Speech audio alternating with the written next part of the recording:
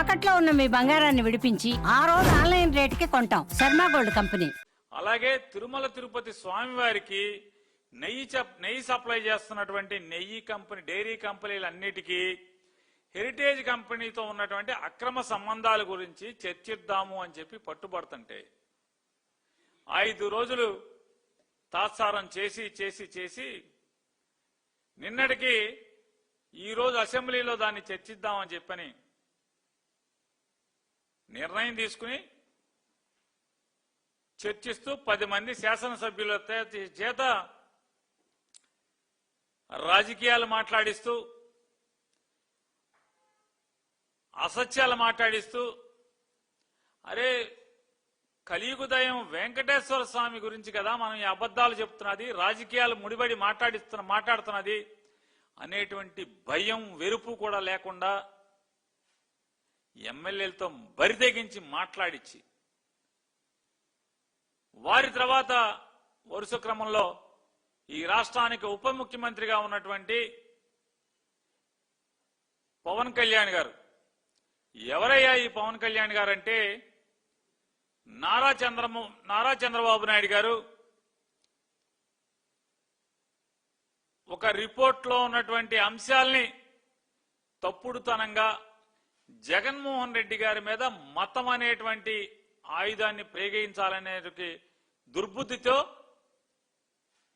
ఆయన తిరుమల తిరుపతి స్వామివారి నైవేద్యం తయారు చేసేటువంటి, లడ్డూలు తయారు చేసేటువంటి నెయ్యిలో ఉద్దేశపూర్వకంగా కడాన ఆయన మాట్లాడితే కడాన జగన్మోహన్ రెడ్డి దిగజారి వెంకటేశ్వర స్వామి వారి మహత్యాన్ని తగ్గించడానికి, వెంకటేశ్వర స్వామి యొక్క భక్తుల మనోభావాల్ని దెబ్బతీయటానికి, అలాగే స్వామివారి మహత్యాన్ని మచ్చ తీసుకురావటానికి నెయ్యిలో ఉద్దేశపూర్వకంగా ఎనిమల్ ఫ్యాట్ కలిపారు అని చెప్పని వారు మాట్లాడితే వెంటనే అదిగో తోక అని ఎవడో అంటే ఇదిగో పులి అని చెప్పని ఇంకోటి మాట్లాడంటే ఇంకొక దొంగ. అదే రీతిలో ఆయన ఎనిమల్ ఫ్యాట్ కలిపాడు జగన్మోహన్ రెడ్డి అని మాట్లాడంగానే వెంటనే పవన్ కళ్యాణ్ బయలుదేరిపోయి ఎనిమల్ ఫ్యాట్ అంటే జంతు కొవ్వులు కలిపాడు జగన్మోహన్ రెడ్డి, పంది కొవ్వు కలిపాడు, అలాగే చేప కొవ్వు కూడా కలిపాడు జగన్మోహన్ రెడ్డి గారు. మా మతాన్ని ఇలా చేస్తావా అలా చేస్తావా అని కాషాయ బట్టలు కట్టుకుని పెద్ద పెద్ద బొట్లు పెట్టి గుడిమెట్లు కడిగాడు పవన్ కళ్యాణ్ గారు.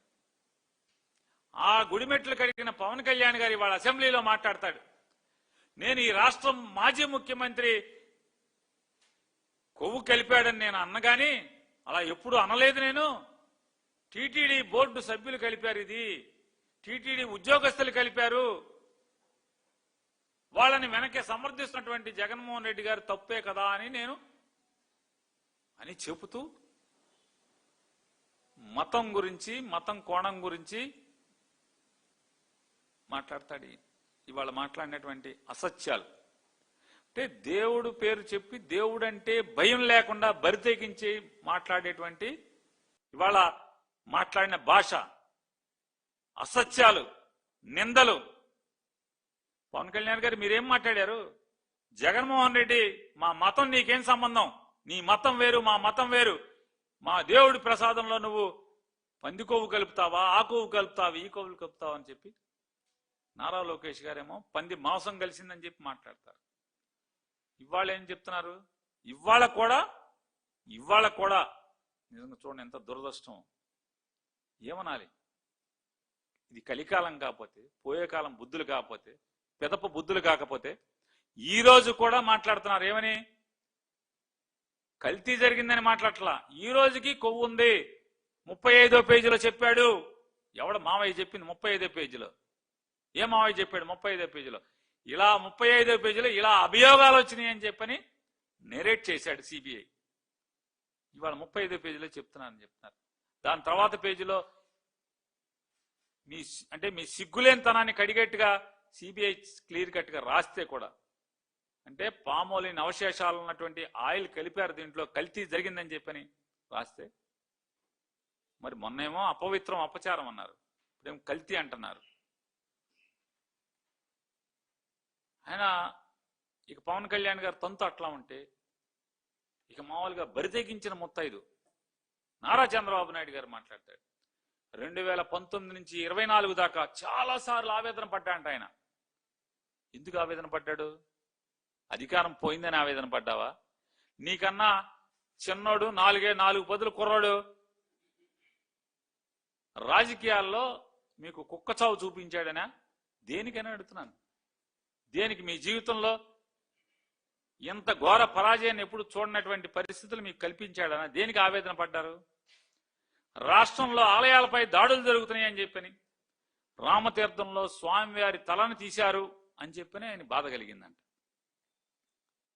దేవుడి యొక్క ఆలయాల మీద దాడులు జరిగితే, దేవుడి విగ్రహాలు కళంకితం అవుతుంటే ఎవరికి రాజకీయ లబ్ధి?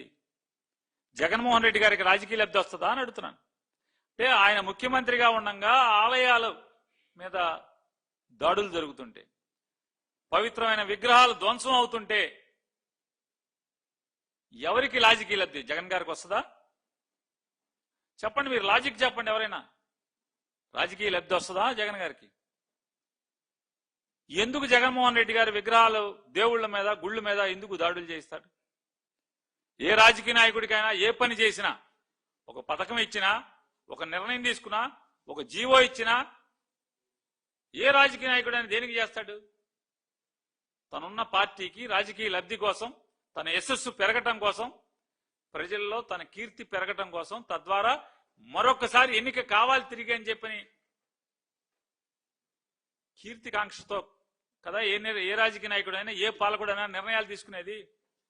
మరి తను ఏలుబడిలో, జగన్మోహన్ రెడ్డి గారు ఏలుబడిలో దేవాలయాల మీద దాడులు జరిగితే జగన్కి లాభమా నష్టమా? మీరు ఒకసారి ఆలోచన చేయమని అడుగుతున్నా. ఎవరికి లాభం? జగన్మోహన్ రెడ్డి గారు ముఖ్యమంత్రిగా ఉన్నటువంటి కాలంలో ఆలయాల మీద దాడులు జరిగితే ఎవరికి లాభం? ప్రత్యర్థిగా ఉన్న చంద్రబాబు నాయుడు గారికి కదా లాభం. నేను అడుగుతున్నా, నారా చంద్రబాబు నాయుడు గారు, మీరు కిరాతకుల్ని లేదా కిరాయి మోకల్ని ప్రోత్సహించి గుడుల మీద దాడులు చేయించిన దానికి మీరు వెనక మీరు ఉన్నారా లేరా అని నేను అడుగుతున్నాను. మీ పాత్ర ఉందా లేదా? ఎందుకంటే లబ్ధి మీకే కదా, పొలిటికల్ గెయిన్ మీకే కదా. మరి మీ పాత్ర లేకుండా ఎవరికి అవసరం అని అడుగుతున్నా. అయితే మీరా, మీ కింద తాబేదారులా, మీ ఏజెంట్లా, నువ్వు చల్లగా ఉంటే బాగుపడదాం అనేటువంటి తప్పుడు ఆలోచనలు ఉన్నాడా? ఎవడో కూడా లేకుండా జగన్మోహన్ రెడ్డి గారికి ఏం సంబంధం ఉంటుందని అడుగుతున్నాను. నిజంగా మీకు అంత దేవుడి మీద భక్తి ఉంటే, అపారమైనటువంటి దైవకాంక్ష అంటే దైవం మీద దైవ ఆరాధన, దేవుడి మీద భక్తి మీకుంటే 2014 నుంచి 19 దాకా ఎన్ని గుడులు మీరు జేసీబీలతో ప్రొక్లైన్లతో మీరు కూలదోయించారు? దేవుడి ఆలయాల్ని. రాజధానిగా ఉన్నటువంటి విజయవాడ నడిబొడ్డులో ఎన్ని ఆలయాలను కూలదోయించారు?